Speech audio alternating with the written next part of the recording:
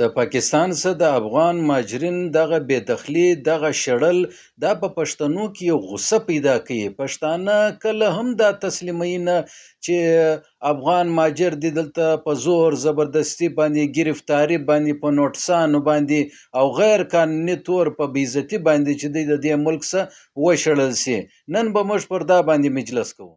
بسم الله الرحمن الرحیم. السلام علیکم. زه یم نقیب الله کلزی، دا د زما یوټیوب چینل. نن مو موږ په پاکستان چې کوم وزارت داخله د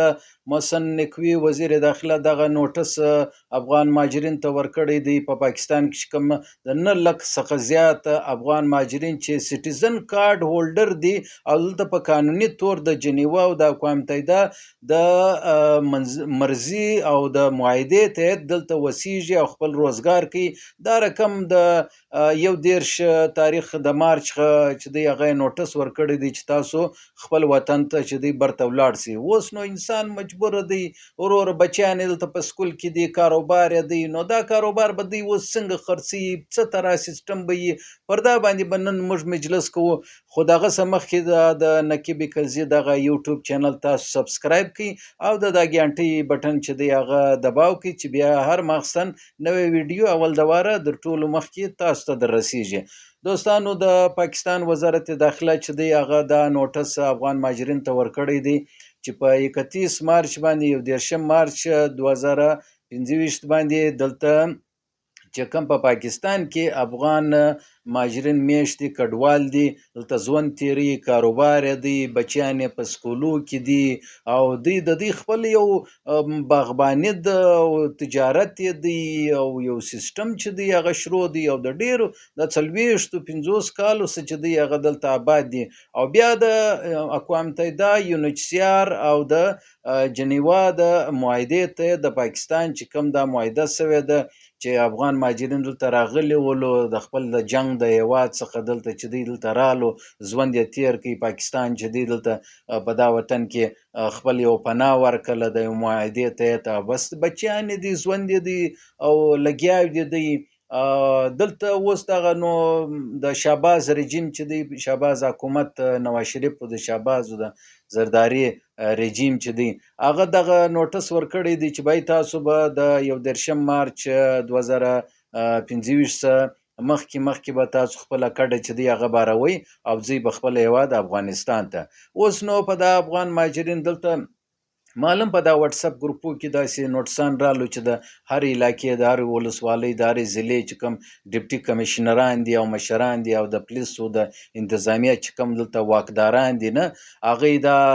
نوټیفیکیشن جاری کړی دی چې بای تاسو به وځئ. اوس نو دغه څه مخکې دا ګرفتاریان دي، چاپی دي، دروازې او ټکوانګ دي چې بای یالی کډه تیار کړي. اوس منو دلته د جایداد، د رکشې، د ګاډۍ، د موټرسایکلان یا دلته چې کوم مځکې اخیستې دي یا کورونه چې دی یا جایداد دي، سرایان دي، نه پراپرټي ده، و دوی دا څنګه خرڅوي؟ نو ظاهره ده په دا رقم افراتفری کې چې دی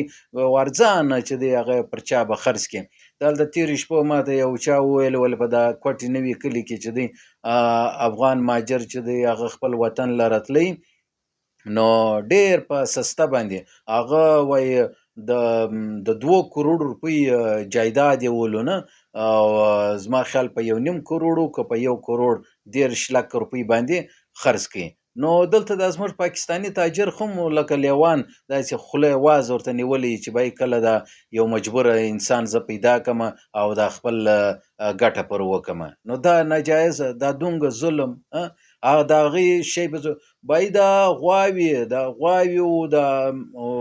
میږي دا یې خرڅې کړي نه سي وړلې دونګه وس طاقت یې نه ولو چې بای ولې اقوام متحده او دا UNHCR چې دی ډیره کمه خرچه په $2 کې ورکوي. هغه د غونګي په مټ چې د دې در لارې یو خرچه وسی، یو ډوډۍ، یو شی وسی نه، یا هلته ولاړ سي اباسي. نو دوی مجبوره ده دا دونګه سامان دا دونګه په یوه مزدا کې نسی وړی. نو دلته په دا پاکستان کې خرڅ کې او دلته دا ظالمان ورته ناستي او خرڅوي. دا وټلان او دا رقم نور جایدادونه دي، دا به څنګه دوی خرڅوي، څنګه به ځي؟ مطلب دا یو باوقار طریقه، یو څوک یو 6-7 کاله وخت ورکړي پر تا باندې څه دی چې دوی تعزیله ده چې پاکستان حکومت ته زه وایم دا خاص کر د شهباز شریف او نواز شریف دغه رژیم ته زه وایم چې بای په تا باندې څه ناوخته دی دا دومره عمر افغان مهاجرین او کډوال دلته په پاکستان کې ژوند تیروي نه اوس خو یاران دوستان دي زموږ د علاقې غدي نه زما خپل په افغانستان کې دومره یاران دوستان دي د ځاګي څخه ولاړ اوس حالت خپل ژوند تیري لیکن مسله دا دغه د افراطري افراطفري څخه مخکې تللی ول شبه باوکار طریقه په خپل مرزي تللی ای خو وروره تا ډنډه پسې راخسته د وروره دلته دي نوټسان ورکړي دي چې یو بل ته الي بای ووزي نو دا ډیره ناجایزه ده پښتانه هیڅ کله دا نه قبلي چې د افغانستان او د پاکستان کتورخم دی کوچمن دی پر دا بارډر دی ډیره سختی وسی ولی زموږ رشتہ داریان چې دی زموږ یو د بل سره رشتہ داریان دي که په خوا هم خلک دی آباد دي هم پښتانه دي که په دې خوا هم آباد دي دواړه پښتانه دي زموږ کلتور ننګ او غیرت او کلتور پښتونوالي او زموږ اقدار رویه او زموږ ټولنیز ژوند زموږ ژبه زموږ رین سین زموږ چې کوم کلچر دی یا د استوګنې طریقه ده دا ګرد سره یو دی موږ سره جلا نه یو که افغان مهاجر دی او که دلته پاکستان کې پښتانه دي دا رقم دوه لاسونه ورور دا رقم یو زړه دی زموږ هر څه سره شریک دي زموږ ځکه زموږ ژبه زموږ تاریخ زموږ ټول جغرافیه او تاریخ دا ګرد سره یو اول د واره خو دا زموږ د پښین د کوټي ټیکس چې دا په کندهار کې د نن سل کال مخکې په کندهار کې چې دی په پاکستان نو جوړ شوی نو دا ټیکس چې دی د په کندهار کې جمع کېدی دا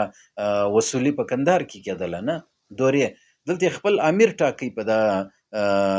پښینو په کوټو په دا علاقې کې نو دا د پښتونخوا والا خو ټیک وای د سیویو در بولانه پرې او در چتراله پرې دا ګر د یو پښتون وطن دی چې انګریزانو د مرسه بیا په ډیورډ لاین باندې د مرسه جدا کړي نو پښتانه چې دی که د پولي په اخوا دي د ویش او که دی خوا دي ګر د سره یو دی او سره یو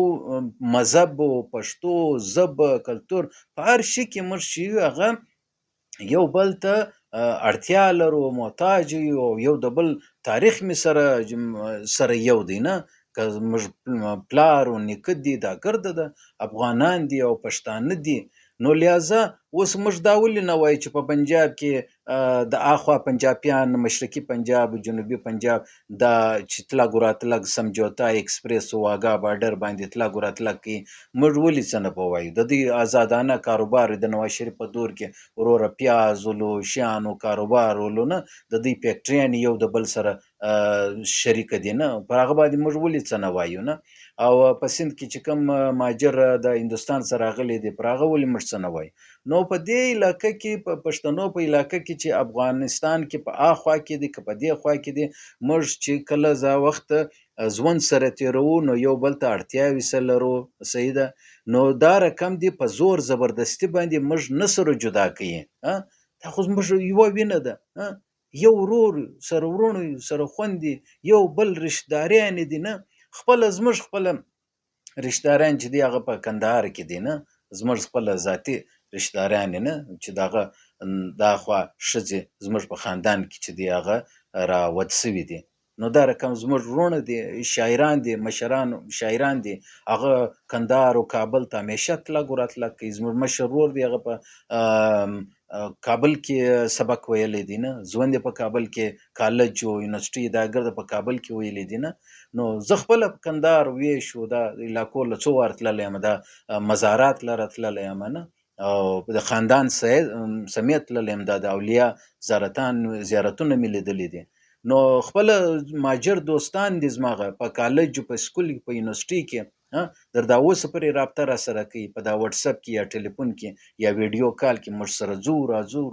یو ناست ولاړ سره نو دا ته څنګه سره جلا کوي نو دا ډیر د غندنې وړ ده او پښتانه په دا باندې ډیره خوا بده چې بای پښتون دي دا رقم په زور زبردستی باندې سره جلا سي یو ورخوا ډیورډ لاین دی بیا د شهباز حکومت خو چې دی هغه خو هیڅ قانوني حیثیت نه لري نه. نواز شریف حکومت، زرداری حکومت دا د فام 47 والا دی. اصل حکومت خو د عمران خان دی چې عوام و دته ووټ ورکړي او د یې په کید کې اوس دا وخت دغه رژیم چې دی هغه ایښی دی. خدای دې دغه رژیم سره د ظالمانه حکومت سره چې دی هغه ټول وطن ته، ټول پښتنو ته، ټول پاکستانیان ته نجات ورکړي. ولې چې دی موجود دی دا رقم به ناشودي چې دی هغه موږ اورو. د پښتنو مهاجرو سره، د پښتنو خلکو سره که په کراچي کې په شاوخوا علاقې کې ظلمونه موږ نه وینو، که دا سیندیان دي نور دي دا ظلمونه نه پکې په د پنجاب په یونیورسټي کې د پښتنو سره ظلمونه نه کیږي. نو په دا وطن کې ګوره یوه خبره صفا به سره کوم، یوه خبره به صفا سره کو، که په دا پاکستان کې موږ سره وسیږو نو دا څلور وروڼه یو، پنجابی دی، بلوچ دی، سندی دی او پښتون دی. نو پښتون خلاف چې ته یو اقدام وکې پښتانه خوا په بدی، دا د افغانستان مهاجر چې ته په زوره د 31 مارچ باندې بې دخله شړی د دې وطن څخه چې دی هغه پسې اخلي، نو دا هر پښتون چې دی هغه درته دریږي خوا به دی. هغه یاره دا اوس څنګه ملک دی چې د پښتنو سره پښتنه نه کیږي چې بای تی د افغان مهاجر سره باسي کې نه باسي. افغان مهاجر ولې موږ باسو؟ پښتانه موږ افغانان د دې تاریخ او وینه ګرد سره یو د زموږ رښتې دي، زموږ تاریخ مشترک دی. دا اوله سره سي چې راواخې موږ یو پښتانه یو. دا ډیوډ لاین باندې ظاهره د خلک یې نه مني نه. نو دا چمن باندې دا وخت درنې او دا شیان شروع دي، دا تجارت، دا آزادانه تجارت کوي. دا ملک یو بل ته باید چې ګټه ورسي، د نقصان سبب چې څوک جوړیږي هغه باید چې د منځه لیرې سي. دوستانو د پښتنو سره په هر محاذ باندې ظلم کیږي. د دې خلاف باید چې هر باشعوره سړی چې هغه د قلم خاوند دی، د خولې خاوند دی، د ژبې خاوند دی، د سیاست خاوند دی، د تجارت خاوند دی، هغه پر دا ظلم باندې باید چې لاس پورته کړي، اواز پورته کړي، اوچت یې کړي چې بای موږ افغانان ټول سره یو یو. دغه بې دخلي، دغه شړل دا موږ قطعا نه منو. او پر دا د پښتون وطن دی، پښتون به پکې وسیږي او یو بل ته به ګټه سر رسي. دا هیواد دی که افغانستان دی که پاکستان دی، دا مسلمان گاونډي ملکونه دی، یو د بل دشمنان کېدی نسی. موږ یو بل ته ګټه ور رسولی سو، نقصان نسو رسولی. څوک چې نقصان ور رسوي د هغې بیا خپله یو ایجنډه ده، خپل یو سازش دی، هغه دا پښتانه سره تقسیموي. لیکن انشاءالله تعالی چې باشعوره خلک او ستاسو زموږ رقم دغه انسانان یې قطعا د پښتنو په مابین کې به نفاق، دشمني او دا نفرت دې ته به موږ اجازت نه کوو. او پښتانه په دې باندې ډېر خوا به دی. زموږ ثقافت، کلتور، ژبه او تاریخ ټول سره مشترک دي. موږ افغانانو سره هیڅ تکلیف نه لرو. لہذا د پښتنو سره د پښتنه وسی چې باید د افغانان ګسه پسې اخلي که نه پسې اخلي. که خپل وطن د جنگ او د جګړې څخه پر امن سي، خوشاله سي، سوکاله سي، بیا دې په خپله مرضي باندې ولاړ سي چې اقوام متحده هم ورته وایي فنډ هم راسي چې باید دا فنډ موږ ورکو، دومره ډالر ورکو هره کورنۍ ته، دوی موږ راستو. باوقاره طریقه یې باید چې موږ خپل ملک ته واستو او دغه افغانان د خپل ملک د ترقي او د سوکالي سبب باید چې وګرځيږي. لیکن په بې عزتي چې د دې ملک سبا سي، د دې پښتنو د دې علاقې پښتانه دا قطعا نه برداشت دی. پر دا باندې आवाज اوچت کړي. د دې سره سم ان شاء الله سبا بیا تاسو په چوپړ کې حاضرېږو. ما ته راکړئ اجازت. دا د نقیب کلزي چینل تاسو سبسکرایب کړئ، لایک یې کړئ، کمنټ یې کړئ، یو در بل یې ورسوئ، شیر یې کړئ. ان شاء الله سبا بیا تاسو په چوپړ کې حاضرېږو. حاضر دم راکړئ اجازت. د الله په امان. اسلامي انقلاب زنده باد.